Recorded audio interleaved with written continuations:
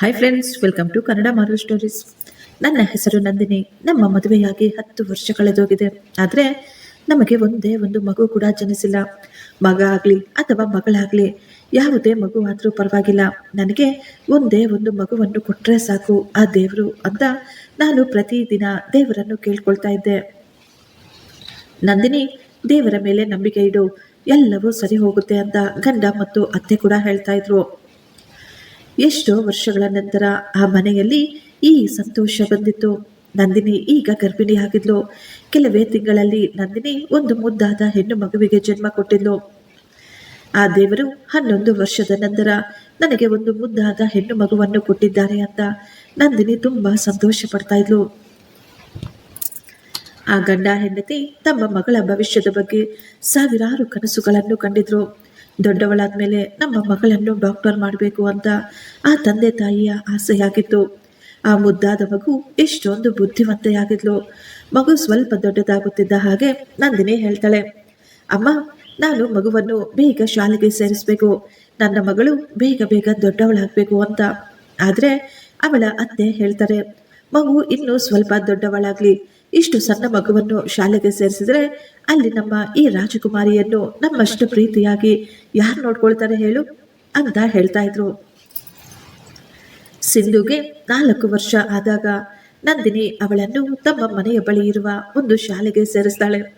ಸಿಂಧು ಎಲ್ಲ ಮಕ್ಕಳಿಗಿಂತಲೂ ತುಂಬಾ ಜಾಸ್ತಿ ಬುದ್ಧಿವಂತೆಯಾಗಿದ್ಲು. ಓದಿನಲ್ಲಿ ಯಾವಾಗಲೂ ಮುಂದೆ ಇದ್ಲು. ಸಮಯ ತುಂಬಾ ಬೇಗ ಕಳೀತಾ ಇತ್ತು. ಸಿಂಧು ಈಗ 10 ವರ್ಷದವಳಾಗಿದ್ಲು. ಈಗ ಸಿಂಧುಳನ್ನು ಅವರು ಬೇರೆ ದೊಡ್ಡ ಶಾಲೆಗೆ ಸೇರಿಸಿದ್ರು. ಆ ಶಾಲೆ ತುಂಬಾ ದೊಡ್ಡದಾಗಿತ್ತು.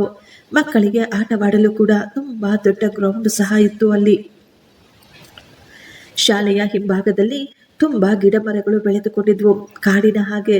ನಂದಿನಿ ಶಾಲೆಯಲ್ಲಿ ಕೇಳ್ತಾಳೆ, ನಿಮ್ಮ ಸ್ಕೂಲಿನ ಹಿಂಭಾಗದಲ್ಲಿ ತುಂಬಾ ಗಿಡ ಮರಗಳಿದ್ದಾವೆ, ಅಲ್ಲಿ ಯಾರು ಜನ ಓಡಾಡೋದಿಲ್ಲ ಯಾಕೆ ಅಂತ. ಹೌದು ಮೇಡಮ್, ಅಲ್ಲಿ ತುಂಬಾ ಗಿಡ ಮರಗಳಿದ್ದಾವೆ, ಮಕ್ಕಳಿಗೆ ಒಳ್ಳೆಯ ಫ್ರೆಶ್ ಗಾಳಿ ಸಿಗಲಿ ಅಂತ ನಾವು ಮರಗಳನ್ನು ಹಾಗೆಯೇ ಬಿಟ್ಟಿದ್ದೀವಿ. ಅಲ್ಲಿ ಹೆಚ್ಚಾಗಿ ಯಾರು ಓಡಾಡೋದಿಲ್ಲ. ಆ ಸ್ಥಳದಲ್ಲೇ ನಾವು ವಾಶ್ರೂಮ್ಗಳನ್ನು ಕೂಡ ಕಟ್ಟಿಸಿದ್ದೀವಿ. ಎಲ್ಲ ಮಕ್ಕಳು ಅಲ್ಲಿಗೆ ವಾಶ್ರೂಮ್ಗೆ ಹೋಗ್ತಾರೆ ಅಂತ ಹೇಳ್ತಾರೆ ಟೀಚರ್ಗಳು. ಮೇಡಮ್, ನೀವು ನಮ್ಮ ಮಗಳನ್ನು ಹುಷಾರಾಗಿ ನೋಡ್ಕೊಳ್ಳಿ, ಅವಳು ಇನ್ನೂ ತುಂಬ ಚಿಕ್ಕವಳು.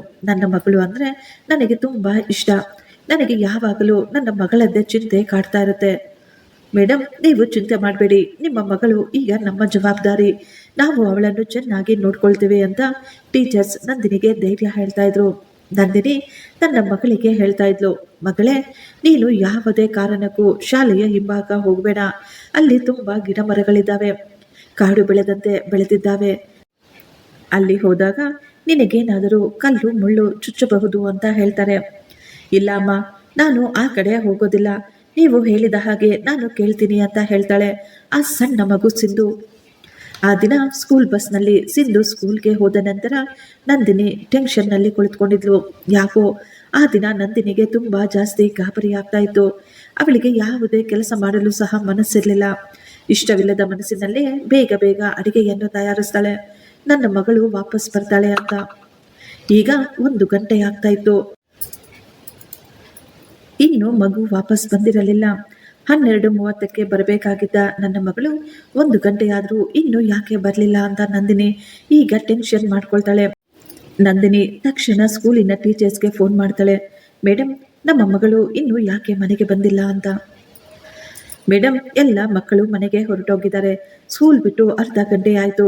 ಅರ್ಧ ಗಂಟೆಯ ಮೊದಲು ಸಿಂಧು ಕೂಡ ಕ್ಲಾಸ್ ರೂಮಿನಿಂದ ಹೊರಗೆ ಹೊರಟೋಗಿದ್ಲು ಅಂತ ಹೇಳ್ತಾರೆ ಟೀಚರ್. ನಂದಿನಿ ತಕ್ಷಣ ತನ್ನ ಗಂಡನಿಗೆ ಫೋನ್ ಮಾಡಿ, ರೀ, ಮಗು ಇನ್ನೂ ಮನೆಗೆ ವಾಪಸ್ ಬಂದಿಲ್ಲ, ಮಿಸ್ ಹೇಳ್ತಾ ಇದ್ರು, ಎಲ್ಲ ಮಕ್ಕಳು ಮತ್ತು ಸಿಂಧು ಕೂಡ ಅರ್ಧ ಗಂಟೆ ಮೊದಲೇ ಹೊರಟೋಗಿದ್ದಾರೆ ಅಂತ. ಈ ಮಾತು ಕೇಳಿ ದಿನೇಶ್ 1 ಸೆಕೆಂಡ್ ಶಾಕ್ ಆಗಿದ್ದ. ನಾನು ನೇರವಾಗಿ ಇಲ್ಲಿಂದ ಶಾಲೆಗೆ ಬರ್ತೀನಿ, ನೀನು ಕೂಡ ತಕ್ಷಣ ಸ್ಕೂಲ್ ಬಳಿ ಬಂದುಬಿಡು ಅಂತ ಹೇಳ್ತಾನೆ.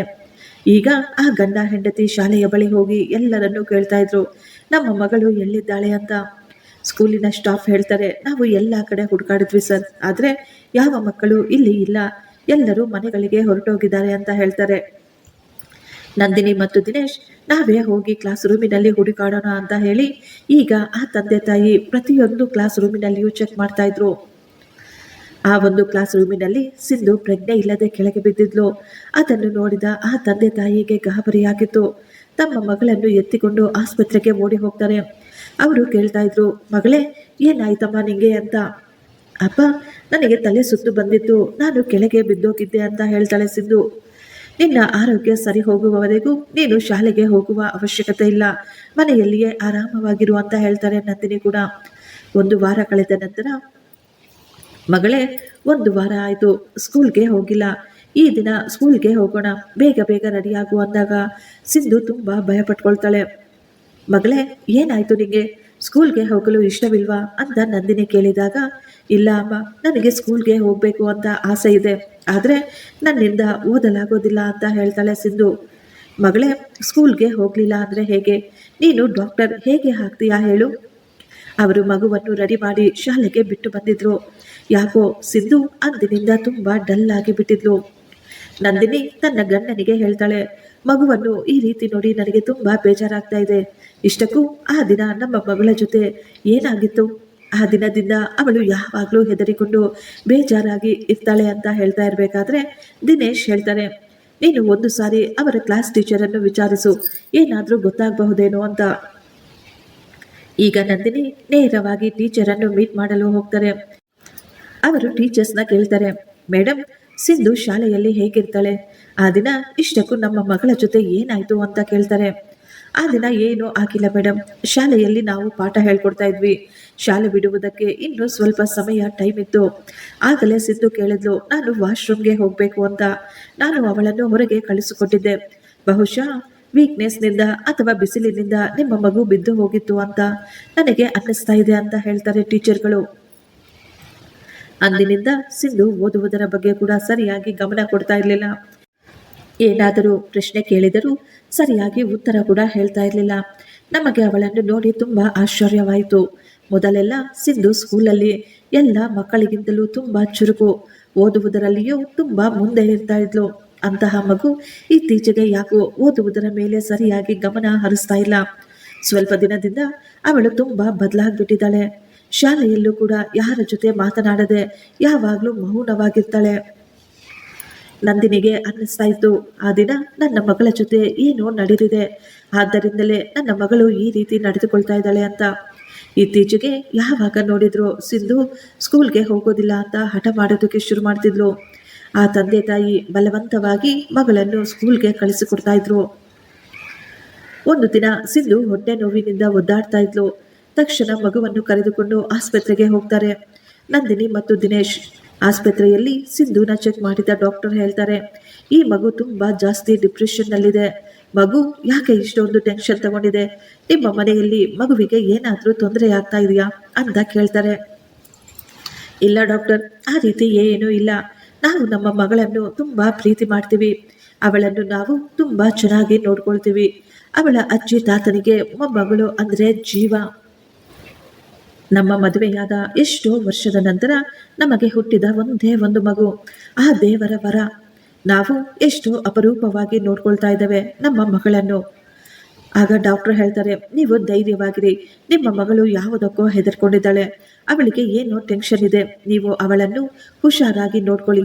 ಸಾಧ್ಯವಾದರೆ ಮೊದಲು ನೀವು ನಿಮ್ಮ ಮಗುವನ್ನು ಒಬ್ಬರು ಸೈಕಾಟಿಸ್ಟ್ ಬಳಿ ತೋರಿಸಿ ಅಂತ ಹೇಳ್ತಾರೆ. ಆದರೆ ನಂದಿನಿ ಮತ್ತು ದಿನೇಶ್ ಈ ಮಾತಿಗೆ ಒಪ್ಕೊಳ್ಳೋದಿಲ್ಲ.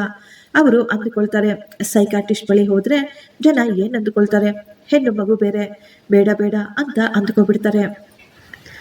ತನ್ನ ಮಗಳನ್ನು ಹತ್ತಿರ ಕೂರಿಸಿಕೊಂಡು ನಂದಿನಿ ಮತ್ತು ದಿನೇಶ್ ತುಂಬ ಪ್ರೀತಿಯಿಂದ, ಮಗಳೇ ಆ ದಿನ ಶಾಲೆಯಲ್ಲಿ ಏನು ನಡೀತು ನನಗೆ ಹೇಳು, ನಾನಿದ್ದೀನಿ ಅಂತ ಧೈರ್ಯ ಕೊಡ್ತಾರೆ.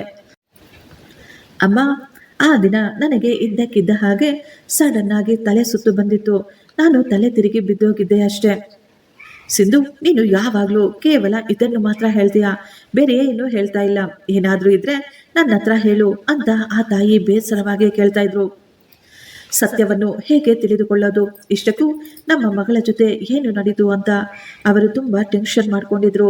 ಈಗ ನಂದಿನಿ ನೇರವಾಗಿ ಶಾಲೆಗೆ ಹೋಗಿ, ಮೇಡಮ್ ನಿಮ್ಮ ಶಾಲೆಯಲ್ಲಿ CCTV ಕ್ಯಾಮ್ರಾಗಳಿದ್ದಾವಲ್ಲ, ಆ ದಿನದ ರೆಕಾರ್ಡನ್ನು ನೀವು ನನಗೆ ತೋರಿಸಿ ಅಂತ ಕೇಳ್ತಾರೆ. ಲ್ಯಾಪ್ಟಾಪ್ ಓಪನ್ ಮಾಡಿ ರೆಕಾರ್ಡನ್ನು ನೋಡಬೇಕಾದ್ರೆ ಅವರಿಗೆ ಗೊತ್ತಾಗುತ್ತೆ ಆ ದಿನದ ಎಲ್ಲ ಫುಟೇಜ್ಗಳು ಡಿಲೀಟ್ ಆಗಿದ್ದಾವೆ ಅಂತ. ರಾತ್ರಿ ನಂದಿನಿ ತನ್ನ ಗಂಡನಿಗೆ ಹೇಳ್ತಾಳೆ, ನಾನು ಶಾಲೆಗೆ CCTV ನೋಡಲು ಹೋಗಿದ್ದೆ. ಆದರೆ ನಿಮಗೆ ಗೊತ್ತಾ, ಆ ದಿನದ CCTV ಫುಟೇಜ್ ಮಾಯವಾಗ್ಬಿಟ್ಟಿದೆ. ಆ ವಿಡಿಯೋ ಯಾರು ಡಿಲೀಟ್ ಮಾಡಿಬಿಟ್ಟಿದ್ದಾರೆ ಅಂತ ಹೇಳಿದಾಗ ದಿನೇಶ್ ಗಾಬರಿ ಆಗ್ತಾನೆ. ಏನು, ನೀನು ಏನು ಹೇಳ್ತಾ ಇದೀಯಾ ನಂದಿನಿ? ಇದು ಹೇಗೆ ಸಾಧ್ಯ? ರೀ, ನಾನು ನನ್ನ ಕಣ್ಣಾರೆ ನೋಡಿದೆ. ಕೇವಲ ಆ ದಿನದ ಯಾವುದೇ ವಿಡಿಯೋ ರೆಕಾರ್ಡಿಂಗ್ ಅಲ್ಲಿ ಇಲ್ಲ. ಇನ್ನು ಉಳಿದ ದಿನದ ಎಲ್ಲ ರೆಕಾರ್ಡಿಂಗ್ಸ್ ಇದಾವೆ ಅಂತ ಹೇಳಿದಾಗ ದಿನೇಶ್ ಗಾಬರಿಯಾಗಿ ಹೇಳ್ತಾರೆ, ನಾನು ಶಾಲೆಗೆ ಹೋಗಿ ವಿಚಾರಿಸ್ತೀನಿ ಇದೆಲ್ಲ ಹೇಗೆ ಏನಾಯ್ತು ಅಂತ. ಮಾರನೆಯ ದಿನ ದಿನೇಶ್ ತುಂಬಾ ಟೆನ್ಷನ್ನಲ್ಲಿ ಮನೆಗೆ ಬಂದಿದ್ದ. ನಂದಿನಿ, ನಾನು ತುಂಬಾ ಪ್ರಯತ್ನ ಪಟ್ರೆ, ಆದ್ರೆ ಆ ರೆಕಾರ್ಡಿಂಗ್ ನನಗೂ ಸಿಗ್ಲಿಲ್ಲ ಅಂತ ಹೇಳ್ತಾರೆ. ಅವರಿಗೆ ಅನ್ನಿಸುತ್ತೆ ಸ್ಕೂಲ್ನಲ್ಲಿ ಏನೋ ದೊಡ್ಡ ವಿಷಯ ನಡೆದಿದೆ ಅಂತ. ಅವರು ಈಗ ತಮ್ಮ ಮಗಳನ್ನು ಶಾಲೆಗೆ ಕಳಿಸದೇ ಇರಲು ತೀರ್ಮಾನ ಮಾಡಿದ್ರು. ಅವರು ಶಾಲೆಗೆ ಫೋನ್ ಮಾಡಿ, ನಾವು 1 ವಾರ ನಮ್ಮ ಮಗಳನ್ನು ಸ್ಕೂಲ್ಗೆ ಕಳಿಸೋದಿಲ್ಲ ಅಂತ ಹೇಳ್ತಾರೆ. ಈ ಮಾತು ಕೇಳಿ ಸಿಂಧು ತುಂಬಾ ಸಂತೋಷ ಪಡ್ತಾಳೆ. ಈ 1 ವಾರ ಸಿಂಧು ಮನೆಯಲ್ಲಿ ತುಂಬಾ ಚೆನ್ನಾಗಿ ಆಟವಾಡುತ್ತಾ ತುಂಬಾ ಸಂತೋಷವಾಗಿ ಕಾಲ ಕಳೀತಾ ಇದ್ಲು. ದಿನೇಶ್, ಈ ದಿನ ಮಗುವನ್ನು ನಾವು ಶಾಲೆಗೆ ಕಳಿಸಲೇಬೇಕು. ನಾಳೆಯಿಂದ 3 ತಿಂಗಳು ಶಾಲೆಯ ರಜೆ ಇದೆ. ಶಾಲೆಯಲ್ಲಿ ಅವರು ಹೋಮ್ವರ್ಕ್ ಕೂಡ ಕೊಡ್ತಾರೆ. ಆದರೆ ಮಗುವನ್ನು ಶಾಲೆಗೆ ಕಳಿಸಿಕೊಡಲು ನನಗೆ ಸ್ವಲ್ಪ ಕೂಡ ಇಷ್ಟವಿಲ್ಲ ಅಂತ ಹೇಳ್ತಾಳೆ ನಂದಿನಿ.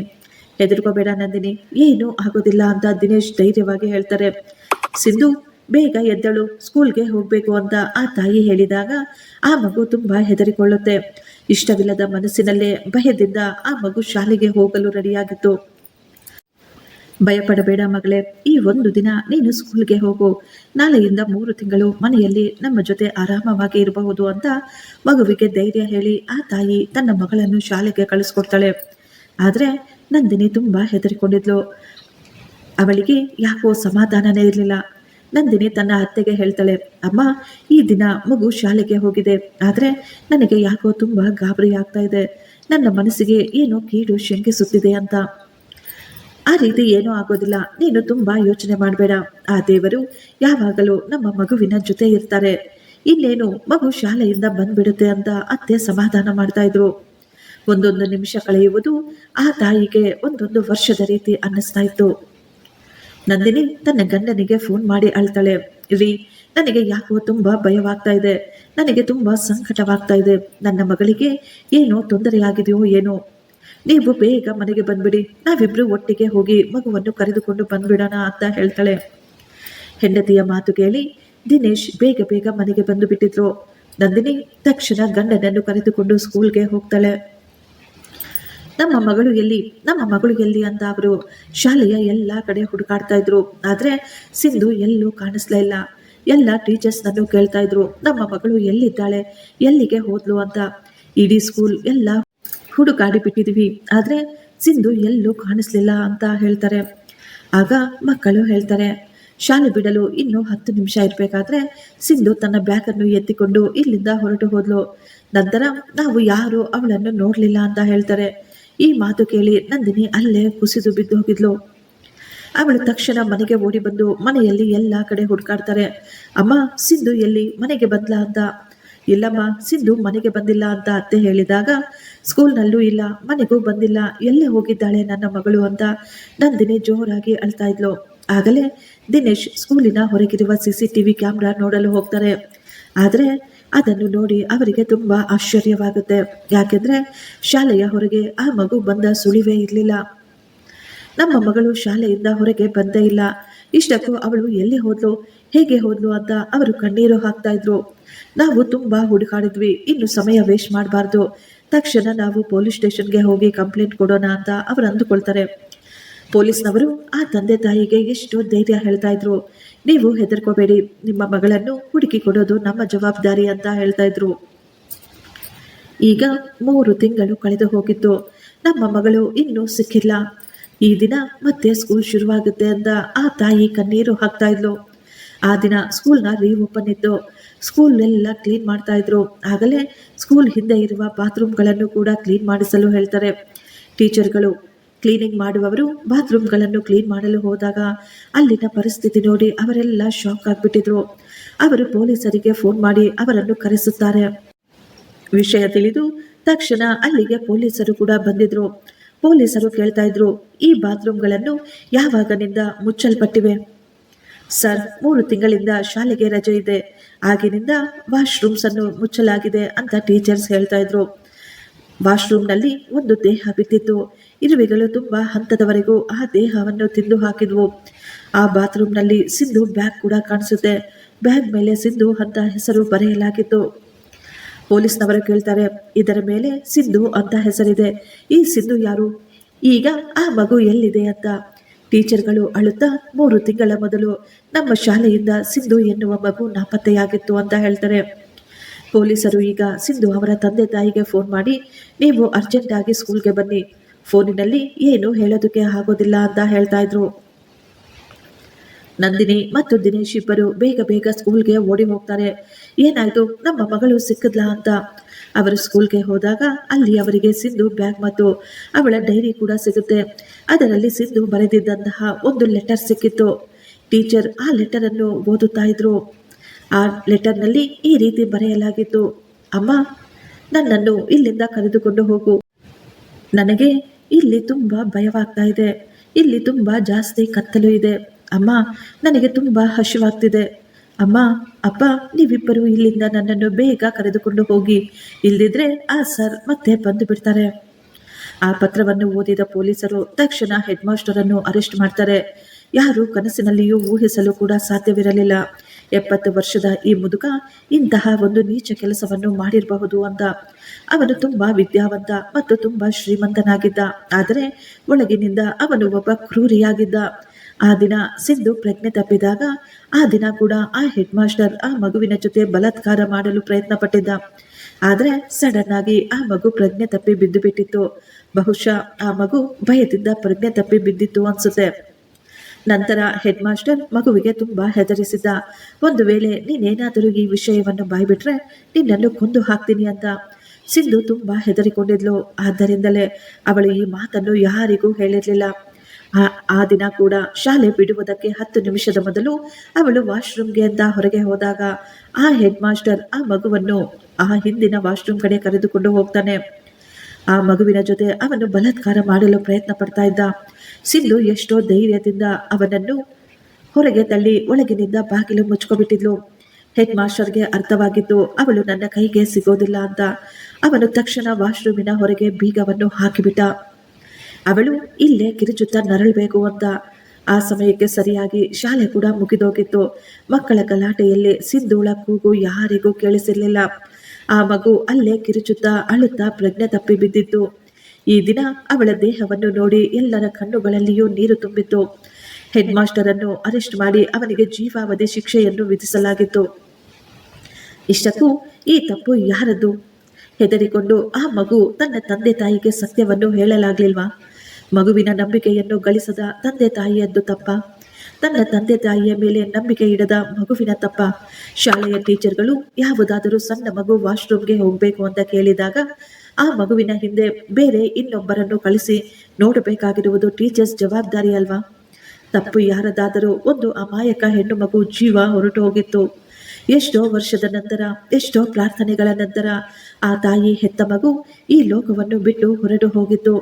ಆ ತಂದೆ ತಾಯಿಯ ಕಣ್ಣೀರು, ಆ ನೋವು ಜನರಿಗೆ ಅರ್ಥವಾಗಿ ಇನ್ನೊಂದು ಮಗುವಿಗೆ ಈ ಪರಿಸ್ಥಿತಿ ಬರದೇ ಇರಲಿ ಎನ್ನುವುದೇ ನಮ್ಮ ಆಸೆ. ಫ್ರೆಂಡ್ಸ್, ಈ ಸ್ಟೋರಿ ನಿಮಗಿಷ್ಟವಾಗಿದ್ದರೆ ಒಂದು ಲೈಕ್ ಮಾಡಿ ಮತ್ತು ನಮ್ಮ ಚಾನೆಲನ್ನು ಸಬ್ಸ್ಕ್ರೈಬ್ ಮಾಡಿಕೊಳ್ಳಿ. ಥ್ಯಾಂಕ್ ಯು, ಧನ್ಯವಾದಗಳು.